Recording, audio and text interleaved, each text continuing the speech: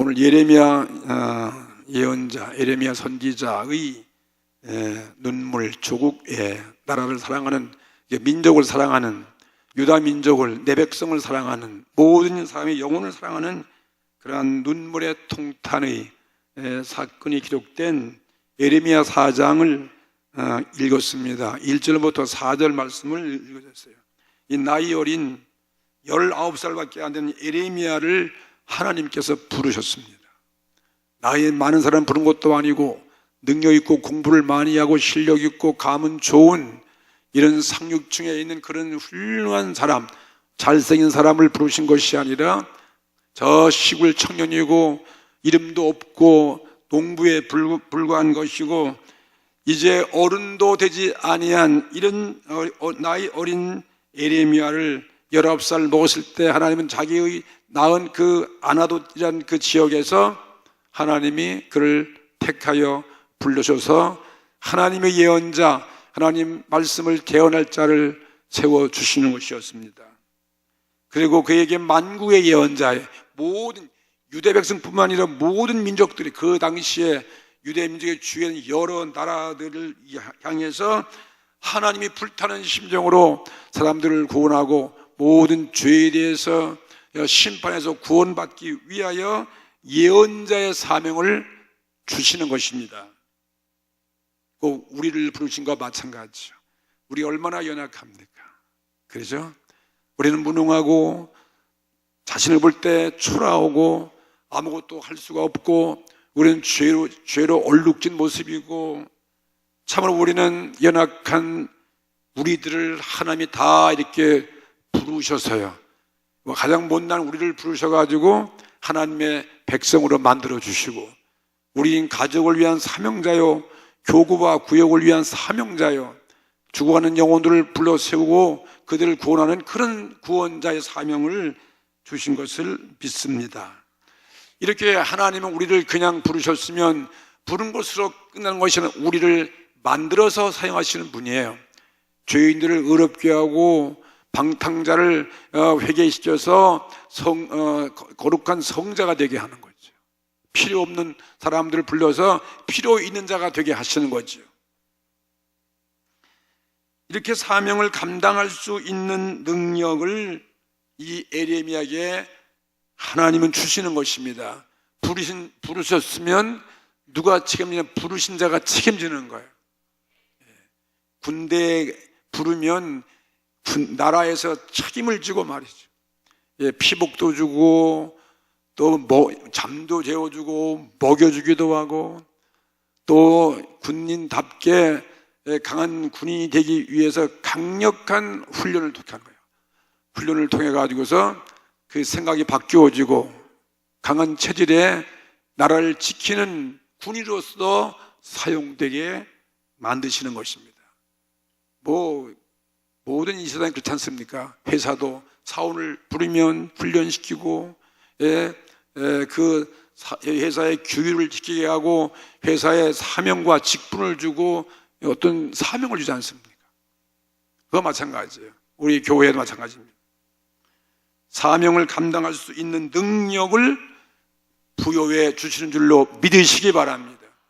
그 예수님은 제자들을 부를 때 별 볼일 없는 사람 불렀잖아요.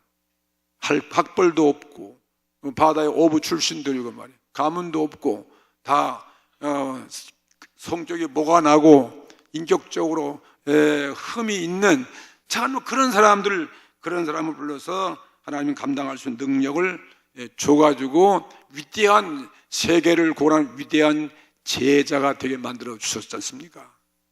오늘 저와 여러분도 마찬가지인 것입니다. 저도 마찬가지예요. 참 부족한 사람이잖아요. 저는 목사가 될 줄 잠이 몰랐거든요. 능력도 없고 무슨 인물도 그렇게 잘난 것도 아니고 뭐 키도 큰 것도 아니고 무슨 학벌도 대단히 좋은 것도 아니고 무슨 뭐 가문도 굉장한 가문도 아니고 말이에요. 뭐 어디 내놓을 게 하나도 없는데, 근데 하나님이 목사 안수를 주고 나니까 다 이렇게 목사가 되게 하시더라고요. 여러분은 별로 그냥 관심이 없으신 것 같아. 나는 그래. 오늘도 너무나 감사한 거예요. 기도하면서, 이야, 하나님 정말 감사합니다. 오늘 저희 이렇게 큰 교회를 맡겨주셨군요. 오늘 수요 예배도 많은 수백 명의 성도가 모여오니 이 어려운 밤중에 하나님 정말 감사합니다 하고 기도했잖아요. 감사할 것밖에 없잖아요. 보면 정말 기적이고, 보면 이게 생각할 수 없는 거예요. 어떻게 이런 일이 벌어졌는지 말이죠. 오늘 여러분도 마찬가지잖아요. 예수님 들 때보다 훨씬 여러분들이 가정도 그렇고 내 인격도 그렇고 여러분이 사명을 주었고 직분을 주었고, 직분 주었으면 다 직분을 감당할 수 있도록 만들어 가시는 성령님이 계시다는 사실을 믿으십시오. 아멘. 이렇게 감당할 수 있는 능력을 부여해 주신 여호와 하나님은 오늘 예레미야 4장에서 유다 백성들의 죄, 유다는 하나님의 선민 백성들이에요. 이미 북쪽 이스라엘 이미 망해버렸어요. 먼저 망해버리고, 그러니까 이제 남아있는 유다도 큰 문제 아니에요. 그럼 북과 남이 다 망해버리면 하나님 얼마나 큰 손해가 되겠어요. 근데 하나님은 끝까지 망해서 버려지고 없어지게 하시지 않는다는 사실을 믿으시기 바랍니다. 어떻게 하든지 하나님 이렇게 세우시는 분이에요. 아멘.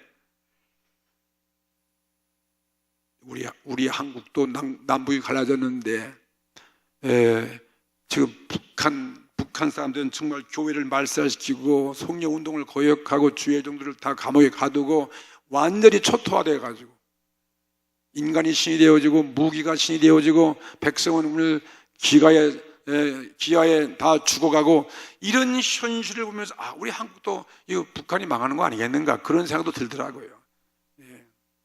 뭐 망하게 하면 또 그게 우리가 원수를 갚는 것 같아서 좀 안 좋은 얘기지만, 그래도 빨리 회개해야지. 회개하고 망하지 않고 우리가 함께 가는 그런 나라가 되는 게 가장 이상적인 통일 아니겠습니까? 그러죠? 근데 이 이스라엘 사람, 북한 사람, 북쪽에 있는 북이스라엘은 끝까지 거역하다가 우상 섬기고 하나님 앞에 회개치 않다가 먼저 망해버렸어. 북한도 그렇게 되지 않기를 바라는 것입니다. 미워요? 불쌍히 보고 우리가. 근데 북한 가보니까 진짜 긍휼을 하는 마음이 생기더라고요. 긍휼. 개성 가보니까 그래요. 너무 같은 연민이 생겨요. 연민. 똑같은 우리 동포 한 혈통이고 말이에요. 뭐 다 똑같은데 너무 우리가 격차가 나고 가난하고, 왜 이렇게 그들이 그냥 미국을 미워하고 남은 사람들 미워하고 그냥 무력 통일만, 그냥 그걸 막 부르짖는 거 보니까 너무나 가난한데, 너무나 가난해 갖고서 돈이 말이지 없으니까 그 망신스러운 가난을 보여주면서도 남한 사람 불러다가 구경을 시키는 거 볼 때 참 마음이 아프더라고요. 오죽 가난해서 저렇게 자존심 상하게. 여러분 가난하면, 가난한 내 집에 누가 오는 거 좋습니까? 친구도 못 오게 하고 말이에요. 방문하는 거 싫고 사람들 만나기 싫잖아요. 그냥 돈이 없지, 별 수 없지. 저는 그걸 보면서 마음이 연민이 생기는 거예요. 안 됐다. 동정이 가더라고요. 왜 이렇게 우리나라가 됐는가, 그런 아픔이 있더라고요. 그럼 오늘 이 예레미야 마찬가지 아니겠습니까? 이미 다 북쪽은 남쪽 유다 백성만이라도 하나님의 뜻대로 살고 나라가 부강해지고 뜻을 이루는 그런 민족 되어야 되는데, 남쪽 유다왕국도 이제 망하게 되고 심판을 면할 수 없게 되었으니 이게 얼마나 가슴 아픈 일이겠어요. 통탄에 이런 마음을 좀 호소하고 있는 내용이죠.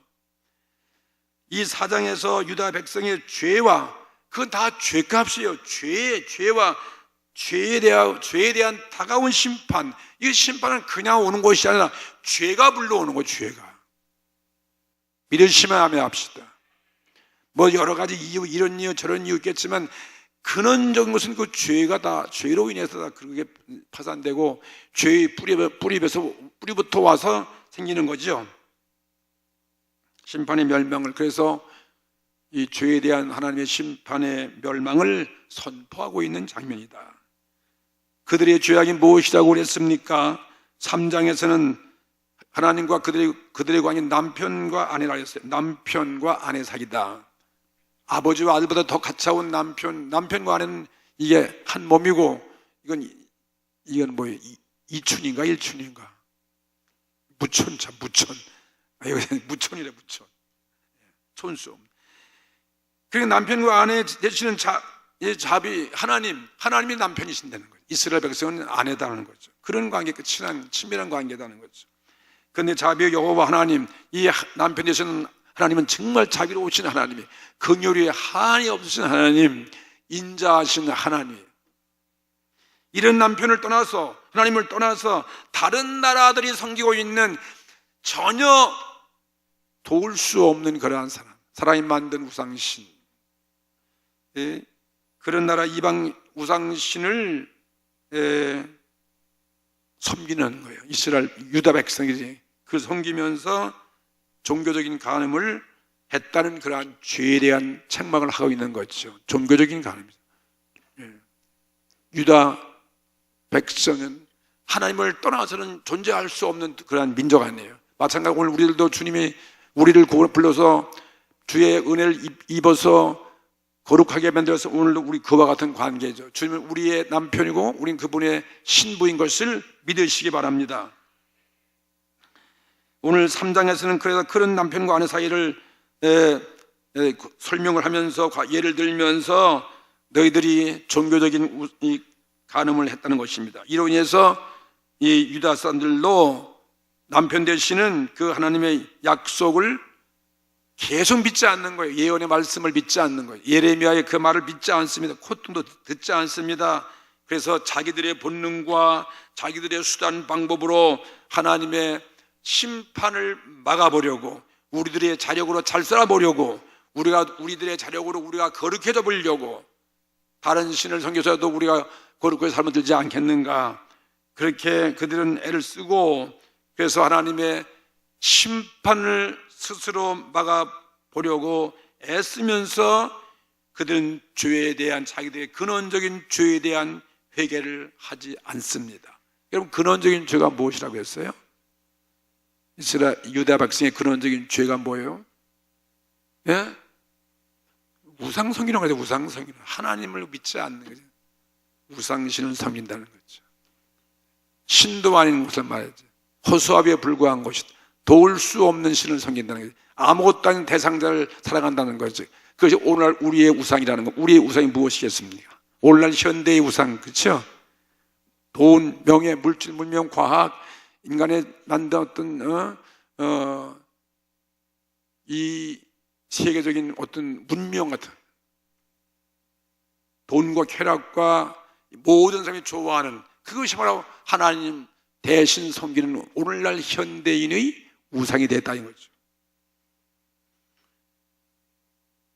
그러면서 회개를 원치 않습니다. 그러니까 구원받는 길은 뭐냐면, 구원받는 길은 오직 죄 용서하시는 하나님을 믿는 거예요.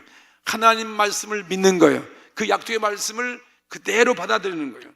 내 생각을 버리는 거예요. 내 주장을 버리는 것이고 내 생각을 버리는 거예요. 하나님께 나와서 단지 아무것도 없어요. 있는 모습 이대로 나와서 예배하고 회개하고 용서받는 길 외에밖에 없다는 거지. 이것만 해결되면 다 만사가 형통되는 거예요. 유다는 여전히, 그런데 하나님 앞에 내 이 모습대로 나갈 수 없다는 거예요. 뭔가 자기들이 공로를 가지고 나가려고 애쓰다 보면 점점 그들은 하나님을 멀리 떠나가게 됐죠. 그래서 어쩔 수 없이 돌이키지 않은 유다 백성, 여러분 하나님 백성도 마찬가지죠. 계속 우리가 성령을 거부하고 죄의 말씀을 거부하고 제사장길로 계속 나가면 말이요, 별 수 없이 그 죄가 우리를 파멸의 길로 이끌어갈 수밖에 없는 것이고 멸망의 심판이 올 수밖에 없다. 그래서 유다 백성을 위해서 북쪽에 그 뜨거운 물이 쏟아지는 것처럼 북쪽으로부터 큰 제국에 의해서 멸망이 올 것이라는 하나님의 심판을 그래서 예고하기 위해서 예레미야를 하나님이 세우신 거예요. 그 어마어마한 말을 어떻게 할 수 있겠습니까? 일개 청년이 말해요. 이건 목숨을 건 것이고 그의 말을 들을 리가 없는 것이고, 저런 애송이가 뭘 아냐, 애송이가 말이지, 믿지 않는 거예요. 그래서 이 사장은, 그러니까 예레미야는 견딜 수 없는 거예요. 자기는 분명한 확신을 갖고, 왜? 하나님이 사명을 줬고 하나님께서 그 입에다 손을 대셔서 말씀을 줬잖아요. 망한다는 거지. 죄값은 망한다는 것이, 회개하고 돌아오라는 것이다 이거지. 분명한 확신을 가지고 있어요. 그러니까 그런 말 듣지 않는 자기 백성을 향해서 견딜 수 없는 제사장이나 유정자들이나 정치가들이나 백성들이나 노인이나 젊은이나 할 것 없이 아무도. 그래서 예레미야의 그 조국의 애국은 그래서 눈물의 예언자가 되는 것이죠. 아픈 가슴을 거침없이 표현하고 있는 것이 예레미야 4장의 이야기예요.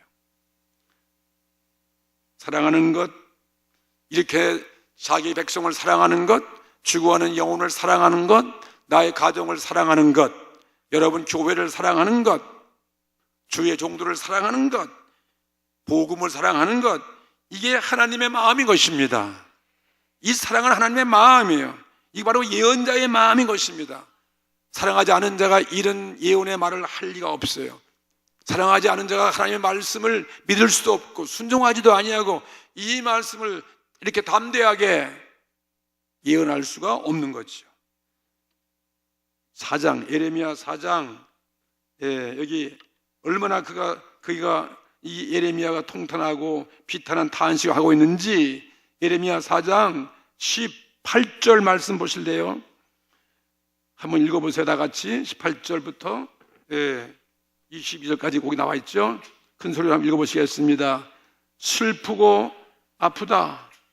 내 마음 속이 아프고 내 마음이 답답하여 잠잠할 수 없으니 이는 나의 심령 네가 나팔 소리와 전쟁의 경보를 들음이로다. 패망이 연속하여 온 땅이 탈취를 당하니 나의 천막은 호련히 파멸되며 나의 휘장은 잠시간에 멸파되도다. 내가 저 기호를 보며 나팔 소리를 듣기를 어느 때까지 앓고 내 백성은 나를 알지 못하는 우둔한 자요 지각이 없는 미련한 자식이라. 악을 행하기에는 자각이 있으나 선을 행하기에는 무지하도다. 참 통탄의 말이죠. 인류를 사랑하고 나라를 사랑하지 않는 자는 이런 예언자가 될 수가 없어요. 예언자가 되어서 이렇게 뜨거운 열정의 사랑을 성령께서 부어주신 거죠. 그래서 사장에서 또 외치는 그들의 죄가 무엇입니까? 사장에 와서 남편 대신 하나님 앞에 돌아오지 않는다고 3장에 말했는데 이 4장에 와서는 말이죠, 어떤 죄가 있습니까? 우상을 섬기면, 하나님을 떠나가면 그게 근원적인 죄인데, 사람 자연이 하나님 없어지면, 성령을 떠나가면 사람은 진실이 없습니다. 거짓밖에 없어요. 우상은 다 거짓이니까 진실이 없고, 그 다음엔 공의가 없어요.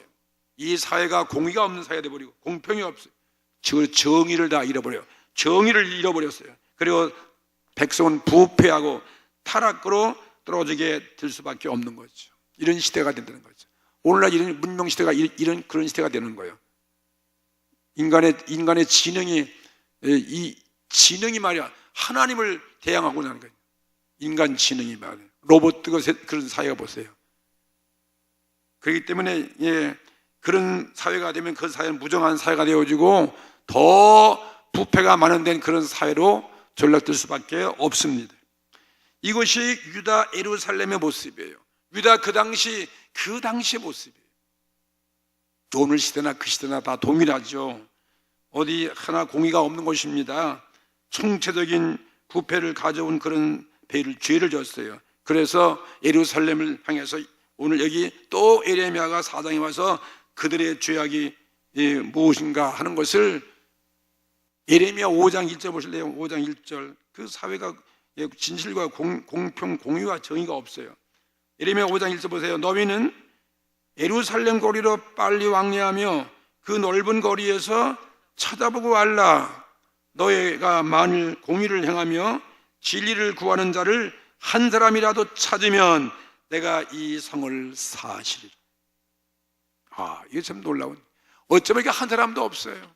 거리 모든 사람들, 인구가 차고 넘쳐도 이렇게 하나님 보실 때 다 썩었다는 거죠. 정말 진실이 없어요. 공의가 없어요. 정의가 없습니다. 그런 모든 성경의 역사는 개인이든 가정이든 한 사회든 국가든 죄가 하늘을 치솟을 때 하나님은 어쩔 수 없이 멸망할 수밖에 없는, 소돔 대표적인 경우시 뭐예요? 소돔 고모라 하는 게 있어요. 아브라함 조카 롯을 구하려고 천사가 소돔 고모라 심판하기 위해서 그걸 미리 예언을 하는데, 아브라함은 자기 조카가 죽는 것이 안 돼가지고 구원하기 위해서 어찌하여 거기 그 성을 다 멸합니까? 거기 멸하면 거기 의인도 있는데 말이죠. 지진이 일어나고 막 하늘에서 그냥 벼락이 치고 막 태풍이 불고 다 멸망 안 되기 때문에 그 사정함이, 그러니까 천사가 하는 얘기가, 내가 거기 의인 10명만 있어도 내가 이 성을 심판하지 않겠다. 그 10명이 없다는 거죠. 근데 여기는 예루살렘은 한 명도 없다 그랬어요. 이거 아주 비참한 거예요. 이게 우리 인간의 모습 아니고 무엇이겠습니까? 우리 한국이 잘 살아도 이 문제만큼은 정말 이것부터 우리가 경각심을 가지고서 회개를 해야 될 거 아니겠습니까? 하나님의 예언의 목적은 뭐예요? 왜 이런 말을 이 어린 예언자가 외칠 수 있게 하시냐 이 말이죠. 하나님께서요. 그에게 힘을 주시고 그에게 용기를 주시는 거죠. 이렇게 우리를 불러서 하나님이 이런 말씀을 주시고 이 복음을 주시고 우리가 다 이 담대히 외칠 수 있도록 능력을 주시는 것을 믿으시기 바랍니다. 그걸 믿으셔야 돼요. 우리의 인간의 힘으로 할 수 없잖아요.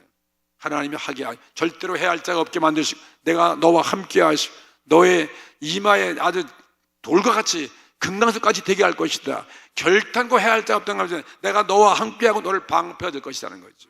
그리고 오늘 우리가 이렇게 하나님 말씀에 구원받고 이 말씀에 의지해서 정정당당한 공의가 있고 정의가 있고 그러면 무엇이 우리가 두렵겠습니까? 이 나라를 해칠 자가 없는 것이죠. 하나님의 예언의 목적은 무엇입니까? 죄에서 돌이켜 용서함을 받아서 심판을 멸하라는 것입니다. 그건 뭐 역사나 옛날이나 지금이나 마찬가지. 근데 사람들은 지금 심판이 눈에 안 보여요. 근데 예레미야는 보고 있는 거예요. 북방에서 막 물이 쏟아지는 그 모습을 보았잖아요. 돌아가는 시세, 전국을 다 그런 알고 있습니다. 세상 사람은 그걸 몰라요. 유다 백성은 모르는 것입니다. 심판이 눈에 안 보이고 이것도 심판이 더디 오니까요. 뭐 맨날 우리 그날 그 태평 그 시절이니까 무슨 지구의 끝이 오느냐, 심판이 오느냐 그 말이에요. 사람들은 관심이 없어요. 세상살이에만 급급하는 거지. 오히려 예언자는 너는 나라를 네가 불안케 하는 너는 하나의 반역자라고 말이에요. 오히려 감옥에 들어갈 수밖에 없고 목숨이 위험을 당할 수밖에 없는 거죠. 그렇지만 예레미야는 절대로 요동하지 않습니다. 아무리 사람들이 협박해도 예레미야는 하나님의 확실한 그의 모습, 그의 예언과 하나님의 말씀을 그는 믿는 것입니다. 반드시 이것은 하나님은 이루게 하실 것이라고 그런 확신을 가지고 말이죠. 다 반대도 예레미야는 그 말씀을 믿는 것입니다. 오늘 이게 우리들의 신앙이 되셔야 돼요. 누가 아무리 뭐래도 말이에요. 우리는 좋으신 하나님 말씀만 믿는 것입니다. 뭐 우리 역사 보면은 우리나라가 이렇게 위기가 되고 억울하게 뭐 일본에게 식민지가 되어지고 뭐 이렇게 외족에게 진입하는 그 충신들의 말을 안 들었더라고요. 보니까 왕들이 말이죠. 정치하는 사람들이. 그래서 충신들은 다 반역으로 몰아내서 다 죽여버리고 말이죠. 그러니 고려가 망하고 그 이조가 망하고 그리고 우리가 일본의 압제가 되는 거 아니겠습니까? 일본들의 식민 통치가 되어버렸잖아요. 그래서 예레미야도 마찬가지. 예레미야도 누가 뭐래도 예레미야는 물론 예언이 아직 실현되지 아니했지만 언젠가는 올 것이다. 심판은 말이죠. 망할 것이라는 걸 확실히 갖고 끝까지 기다리고 확신하고 외치는 것이죠. 이게 우리들의 신앙이 되셔야 돼요. 우리는 반드시 우리는 주의 약속대로 영원한 천국에 들어갈 것이라는 거죠. 지구의 종말이 온다 할지라도 우리는 그 말씀 믿고 가는 거죠. 그래서 오늘 이 예레미야 통탄에 이런 통탄의 말을 하는 거예요. 예레미야 4장 19절에 슬프도소이다. 슬프고 아프다. 내 마음이 이렇게 속이 아프고 내 마음이 이렇게 답답하여 이렇게 잠잠할 수 없으니 이는 나의 심령 내가 나팔 소리와 전쟁의 경보를 들었습니다. 이렇게 분명히 들려와서 나팔 소리 마지막 그 경보의 그 소리를 다 들었기 때문에 말이에요. 반드시 하나님 말씀은 이루어진다는 거죠. 이게 오늘 하나님 말씀이에요. 모든 말씀은 반드시 이루어지는 것입니다. 끝까지 예레미야는 죄를 회개해서 여호와의 용서를 받는 그 길이 유일한 구원의 길임을 목숨을 걸고 외치는 거예요. 역사를 초월해서 그렇지 않습니까? 이 죄가 있는데 물로 이걸 해결하지 아니하고 말이지 내 신과 수단과 얄팍한 방법으로 이걸 가지고 와가지고 되는 게 아니잖아요. 그래서 회개하라는 것입니다. 회개가 나라를 살리고 사회를 살고 국가가 우리 가정에 살고 교회가 사는 거죠. 예레미야 4장 8절에 그렇게 있는 거예요. 예레미야 4장 8절에 이를 인하여 너희는 말이죠 굵은 배를 두르는 굵은 배 회개의 옷을 입는 거 아니에요? 굵은 배를 두르고 잿더미에 앉아서 애곡하라는 것이 애곡하라 대저 여호와의 맹렬한 노가 아직 너희에게서 돌이키지 아니하였습니다. 회개치 아니하면 맹렬한 노가 물러가지 않는다. 이 맹렬한 노가 물러가지 않는다. 우리 다 문제 가운데 있죠. 가정에도 문제가 있고 차간 우리 개인도 우리 여러분들 모든 회사도 다 문제가 있는 것은 거기다 분명히 원인이 있는데 그 원인 다 우리의 잘못된 죄 때문이죠. 이때는 회개치 않는 예루살렘의 그 신분여하 모든 계층을 할 것 없이 다 죄의 심판을 멸할 길이 없어요.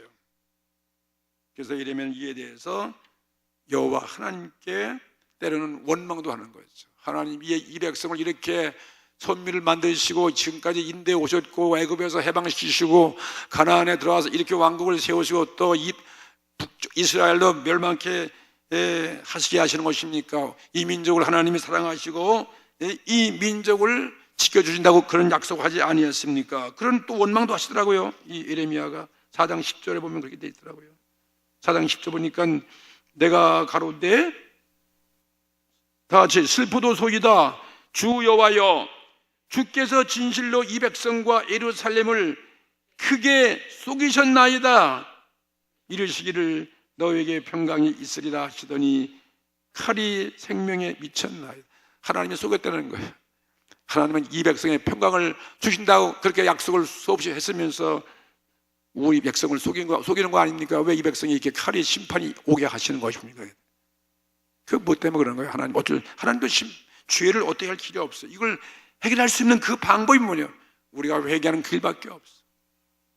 그리고 오늘날은 우리를 위해서 예수 십자가의 보혈의 피를 주셨잖아요. 그 피를 바라보고 그 피 속에 들어가고 그 피를 의지하고 회개하면 그 피가 우리 모든 허물을 다 덮어주신다고 그랬습니다. 모든 재앙이 물러간다고 말씀하셨습니다.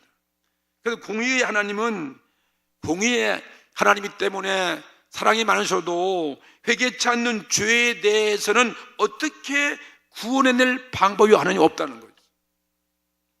죄에 대해서는 그걸 어떻게 처리의 보상을 하든지 대가를 치든 뭔가 대가를 치러야 되는 거예요. 그런데 오늘 우리에게 다행스러운 예수님의 십자가 보혈의 대가를 우리는 갖고 있습니다. 할렐루야. 이게 바로 우리의 복음 아니고 무엇이겠습니까? 하나님은 죄인을 구원해내기 위해서 정말 예수님을 이 땅에 보내주기까지 오래오래 참으신 거예요. 이 지구 역사가 6,000년이 흘러가도록 말이죠. 구약 4,000년, 신약 2,000년의 세월이 흘러가도록 지금도 하나님은 인류의 종말을 고하지 않으면 지금도 오래오래 기다리시는 자비의 하나님을 믿습니다. 예? 죄에 빠지지 않기 위해서 하나님은 오래오래 기다리시는 그런 하나님으로 표현하고 있지 않습니까? 베드로 후서 3장 8절 보면 기록되어 있어요. 사랑하는 자들아 주께는 하루가 1000년 같고 1000년이 하루 같은 이 한가를 잊지 말라. 이만큼 우리를 끝까지 구원하기 위해서 참으시고 오래오래 기다리시는 좋으신 하나님을 믿습니다. 우린 지금 그래서 지금 건재한 거예요. 이것만 믿지 말고 하루빨리 우리는 회개할 것은 회개해야 되겠지요. 기회 있을 때, 시간이 있을 때, 오늘 내가 건강할 때, 그렇죠? 여유가 있을 때, 이때, 이 은혜의 때를 잃어버리면 안 된다는 거지요. 다 은혜의 때가 지나면 안 돼요. 바로 지금이 은혜 받을 만한 때요, 구원의 날이라고 말씀해 주셨습니다. 지금 예수님의 이 십자가의 보혜사 성령의 시대가 와서 이렇게 오늘 우리가 이렇게 견디고 우리가 기다려 주시는 것입니다. 그래서 사랑하는 자들아, 주께서는 하루가 1000년 같고, 보세요, 1000년이 하루 같은 이 한 가지를 잊지 말라 그랬잖아요. 1000년을 하루같이, 그리고 하루가 1000년같이 기다리신다. 주의 약속은 어떤 이에 더디다고 생각하는 것 같이 더딘 것이 아니요, 오직 너희를 대하여 오래 참으사 아무도 멸망치 않고 다 회개하기에 이르기를 원하시느니라. 그러니 회개가 얼마나 좋은지 모르는 거예요. 이것만 하면 다 문제 해결돼. 이것만 이루어지면 다 만사 오케이. 만사 오케이, 그죠? Everything 오케이. 다 오케이. 이것을 끝까지 안 하기 때문에 문제가 되는 것이죠. 죄에 의해서 멸망하는 것이 아니라 돌이키지 않는 데서 멸망되는 것이죠. 그냥 있는 모습 그대로 주 앞에 나오고, 우리 날마다 주 앞에 이런 심정으로 주 앞에 나와서 자비와 긍휼을 받고 위로를 받고 소망 가지고 살아가야 될 것입니다.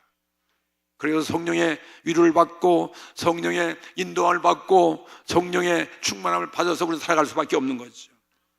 그 멸망의 예고를 앞두고서 돌이키지 않는 그 유다는 오늘날 우리에게 굉장한 경고장의 교훈이에요. 그건 유다에 가면 그렇지. 아니, 오늘날 우리에게도 마찬가지라는 거죠. 우리의 현실도 그때와 동일하다.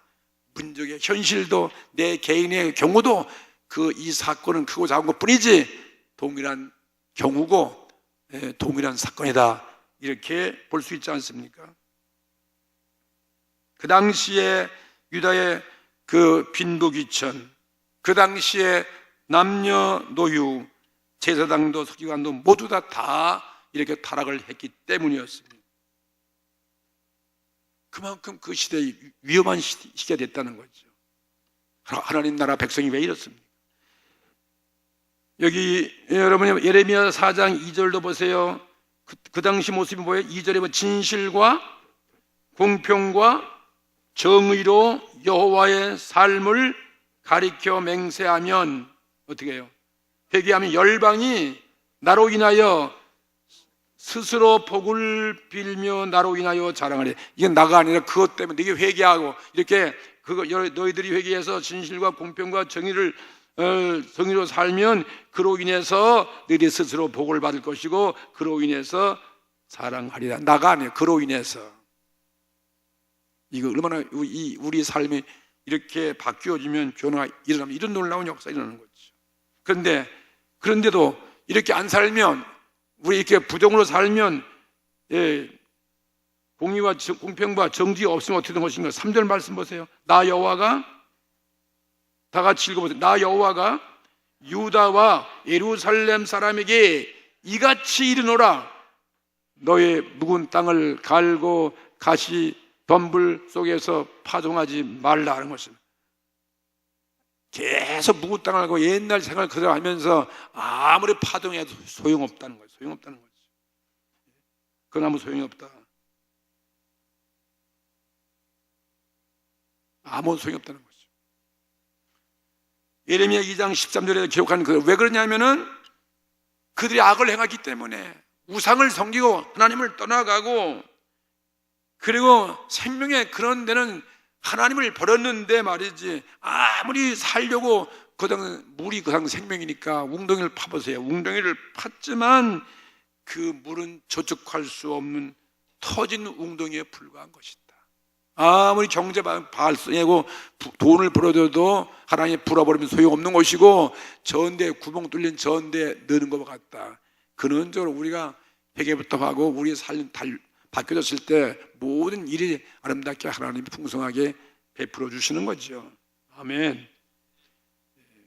여호와의 삶을 가리켜 맹세하라는 거죠. 열방이 그것 때문에 스스로 복을 받을 것이고 너로 인해서 그것 때문에 자랑한다. 우리는 우리 삶이 되어야 될 것입니다. 그러면 어떻게 회개를 해야 되겠습니까? 그 회개하는 것까지도 하나님께서 예레미야를 통해서 미치라고 말씀했어요. 그게 오늘 4절 이하의 4절 말씀이에요. 오늘 읽은 말씀이죠. 4절 말씀 보세요. 4절 말씀 보세요. 저기 나오는 4절 말씀 다 읽어보세요.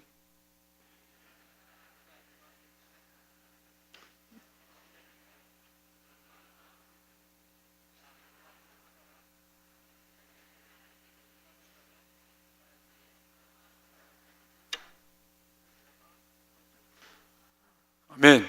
너희는 스스로 할례를 행하며, 회개하는 거예요. 절제하고 세상과 구별되는 거죠. 세상을 떠나라는 거죠. 세상을 쫓아가지 말라는, 스스로 할례를 행하며. 유대 백성들은 이 겉을 할례하는 것을 갖고 되는데 그것이 문제가 아니라 마음의 할례가 중요한 것이죠. 그렇죠. 내 마음을 할례, 이 마음이 바뀌어지는 거지. 너의 마음의 가죽을 베라는 거지. 그 피부만 베면 자르면 뭐 하겠어요? 그렇죠?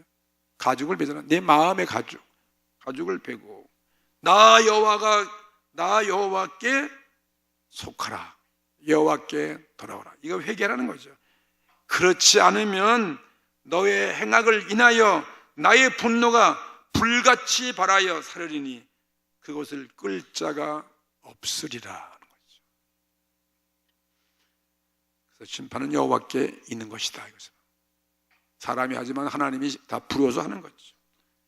오늘 우리나라의 현실과 오늘 우리들 자신을 살피는 오늘 이 은혜가 있어지길 바랍니다. 회개의 마음을 가져야 되고 죄의 줄을 다 끊어버려야 되고 사실을 끊어버려야 되고 여호와의 품에 안겨서 오늘 죄사함 받기 위해서 오늘 밤에 기도할 것입니다. 나라를 위해서 기도하고 우리 사회를 위해서 기도하고 내 가정을 구원하기 위해서 내 자신을 위해서 왜 이런 문제가 터지고 있는가. 하나님은 이런 기도를 얼마든지 들어주시는 거죠. 우리 능력, 구원자, 구원의 하나님, 반석의 하나님, 피난처의 하나님 말이지. 나의 영원한 하나님, 영원한 팔대시고 말이지. 소망의 하나님 계십니다. 그분이 오늘 우리의 기도를 예배를 받아 주시는 것입니다. 히브리 10장 17절 말씀 보세요. 저의 죄와 저의 불법을 내가 다시는 기억지 아니하리라. 이렇게 회개할 때 십자가 보혈 앞에 나왔을 때 다시는 기억지 아니하리라. 우리 죄 없는 사람이 어디 있습니까? 다 우리는 죄 없는 사람입니다. 다시는 주님, 우리 회개하면 하나님 날 도와주세요. 기억지 아니하고. 하나님 어떤 분이냐면 시편 103편 12절에 너희들 우리가 주 앞에 돌아올 때 동이 서에서 먼 것 같이 우리의 죄가를 우리에게서 멀리 옮기셨으며 모든 죄를 다 멀리 옮겨주시는 좋으신 하나님이 이 자리에 계신다는 거예요. 이사야 1장 18절 말씀 그대로 여호와께서 말씀하시되 오라 우리가 서로 변론하자. 너의 죄가 주홍 같을지라도 눈과 같이 겨질 것이고 진홍같이 붉을지라도 양털같이 되게 할 것이다. 이 말씀 믿습니다. 요한일서 1장 9절에는 마늘 요한일서 1장 9절을 보면 만일 우리가 우리 죄를 자백하면 저는 미쁘시고 의로우사 우리 죄를 사하시며 모든 불의에서 우리를 깨끗게 하실 것이니라 말씀했어요. 그러니 얼마나 감사한 거예요. 무엇을 할 수가 없어요. 내가 무슨 내방 의로서 선함으로써 무슨 자선사업으로 내 노력으로 안 되잖아요. 그냥 있는 그대로 주님 앞에 나와서 그냥 나는 그냥 탕자같이 하면 다 주님 알아서 좋으신 아버지가 다 잔치를 베풀어 준다는 거죠. 그건 오늘 여러분 문제가 무엇인지 다 오늘 저 맡기고 나오면 되는 거예요. 예? 우리 모든 당면한 심판이 환난해서 오늘 구원받기 위해서 우리의 잘못을 오늘도 뉘우치고 회개하고 성령께 오늘 용서받고 새로운 결단, 새로운 각오, 새로운 출발로 나가는 저와 여러분 되기를 주의 이름으로 축복합니다. 다 같이 통성으로 손 들고 기도하십시다.